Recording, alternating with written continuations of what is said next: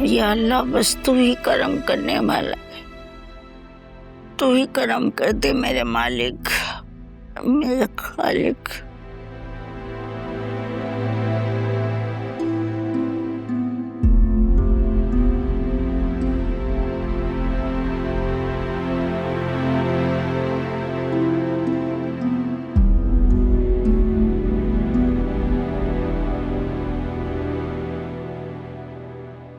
उठ गई? नींद आ रही थी लेकिन। तो और सो जाती बेटा। नहीं, अब उठ गई हूँ। ये इतना सन्नाटा क्यों है? सब कहाँ है?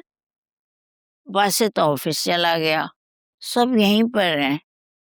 कोई ना कोई किसी ना किसी काम में मसरूफ है। तुम्हारे लिए नाश्ता बनवा दो?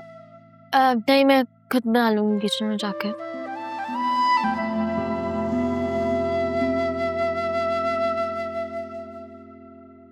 क्या हुआ, कुछ पूछना चाहती हो? नहीं, लेकिन आपके एक्सपीरियंस के मुताबिक अब उनको ये बात पता चल गई है तो वो क्या मुझे तलाक दे देंगे? अल्लाह ना करे बेटा, ऐसी बदशगुनी की बातें क्यों कर रही हो? अगर उन्हें निकाह होने से पहले पता चल जाता तो निकाह नहीं होने देते ना। लेकिन अब क्या हो सकता है? देखो बेटा, अपनी माँ की नीयत पे शक ना करो और तुम फिक्र ना करो। मैं खुद उनके घर जाऊंगी और उनसे बात करूंगी। हाँ, और भीख भी मांगूंगी कि प्लीज मेरी बेटी को एक्सेप्ट कर लो, अल्लाह बहुत अजर देगा। मेरी बात सुनो, उटपटांग बातें ना करो। तुम्हारी माँ वैसे ही इतनी परेशान है। वो परेशान अपनी वजह से, नहीं रखती उन्हें धोखे में। मैंने उनको वार्न भी किया था कि उनको सच बता दे। अब देखिए, हमारा धोखा हमें पे पलट के आ गया। देखो जुनैरा, कोई भी वालिदैन अपने बच्चों का बुरा नहीं चाहते, अच्छा चाहते हैं। अगर ऐसा करना भला है तो ऐसी भलाई नहीं चाहिए मुझे। देखो मेरी जान, वालिदैन का फैसला गलत नहीं होता, उनको गलत मत समझो और अपनी माँ की नीयत पर शक ना करो। लेकिन आखिर में सिर्फ फैसला बचता। अब फैसले के साइड इफेक्ट्स में नीयत कम सी जाती है। जो भी हो, अगर तुम्हारी माँ का तुम्हारा सामना हो जाए तो उसको ये एहसास मत दिलाना कि उसने कुछ गलत किया है। वो वैसे ही बहुत परेशान है। नहीं, एक तो मुझे आप और मम्मी का रिलेशन समझ में ही नहीं आता।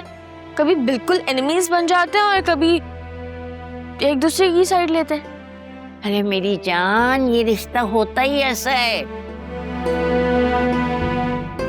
कभी सर्द कभी गर्म, कभी अच्छा कभी बुरा, बस यूं ही चलता रहता है। और मेरी बात सुनो, तुम जो है जैसा मैं कह रही हूँ ना वैसा ही करो, सब ठीक हो जाएगा। जैसा आपका हुक्म। अब मैं खाना खाने जाऊं? हाँ हाँ, जरूर जाओ।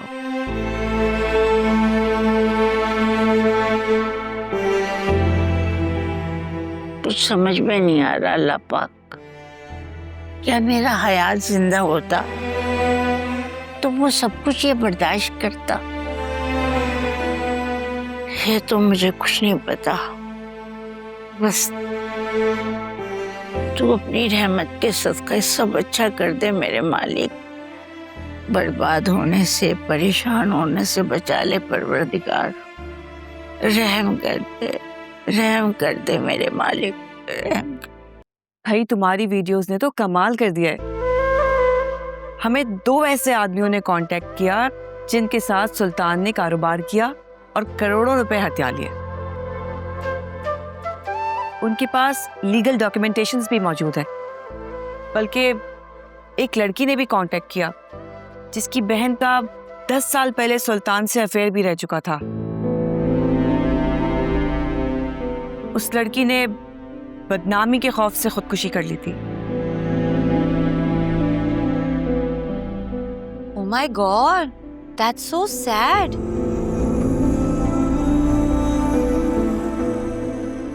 लाली सही कहती थी, ये इंसान नहीं जानवर है, ये कुछ भी कर सकता है। लेकिन अब जो करना है हमें करना है, उसने जो करना था वो कर चुका। हाँ सही कह रही हो, पर मैं तुम्हें एक बात बताऊं, अल्लाह ताला ना इनकी रस्सी जितनी भी लंबी कर दे पर खींचता जरूर है फिर। और समझो अब वो दिन आ गया। वैसे फिजा, तुम अपने केस के पुलिस इंस्पेक्टर पे कितना ट्रस्ट करती हो? बहुत ट्रस्ट करती हूँ। क्यों? वो इसलिए कि मैं उन लोगों को पुलिस इन्वेस्टिगेशन यूनिट से कांटेक्ट करवाना चाहती हूँ, ताकि अगली पेशी में वो अदालत में पेश हो सके और अदालत उसे रिमांड पर पुलिस के हवाले कर दे। सही, तुम फिक्र मत करो, मैं आज ही बाबा से बात करती हूँ और हम ना ये काम जल्द से जल्द करवा लेते। तुम्हें अंदाजा नहीं है फिजा, मैंने सुल्तान के पीछे कितनी मेहनत की है। कुछ भी हो जाए, मैं अब सुल्तान को जेल की सलाखों के पीछे पहुंचा कर ही दम लूंगी। ये मेरी जिंदगी का मकसद है।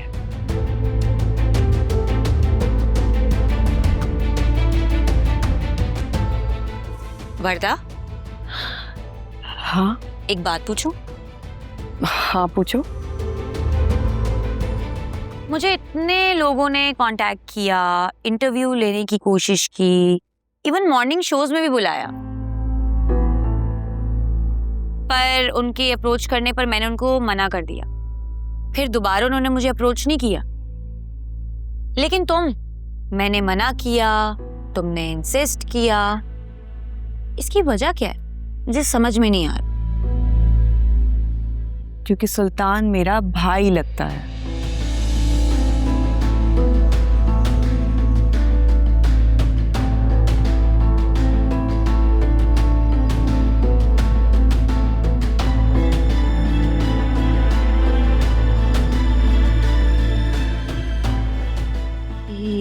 ये तुम क्या कह रही हो?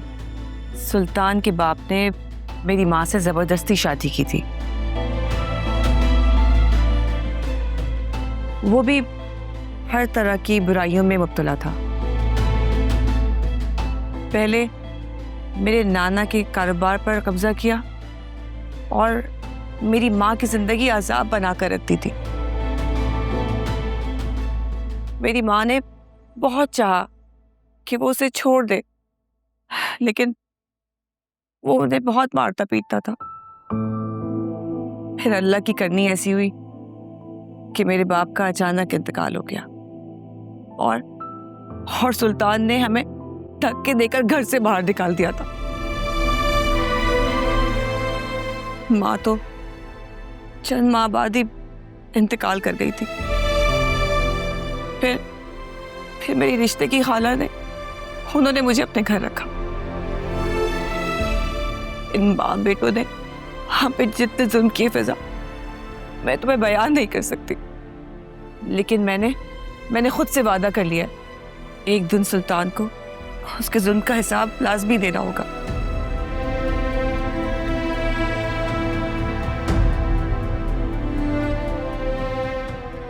और वो दिन बहुत जल्द आए। आई एम सो सॉरी वर्दा, मुझे अंदाजा नहीं था कि तुमने और तुम्हारी अम्मी ने इतनी मुश्किलात का सामना किए। और तुम्हारी कहानी सुनकर तो मुझे अपनी परेशानी छोटी लगने लग गई। बस अब तुम दुआ करो हम अपने मकसद में कामयाब हो जाए। इन दोनों बाप बेटों ने कितने लोगों की जिंदगियां बर्बाद की हैं और अब वक्त आ गया फिजा, उन्हें अपनी गलतियों का हिसाब जरूर देना होगा। तुम फिक्र मत करो, मैं तुम्हारे साथ हूँ और मैं तुम्हारे साथ डटी रहूंगी। हमें आज ही पुलिस से मीटिंग करके उन लोगों के बयानात रिकॉर्ड करवाने चाहिए। अब हम सुल्तान पर इतनी जगहों से वार करेंगे कि वो अब किसी सूरत भी बच नहीं पाएगा। इंशाल्लाह। Thank you so much.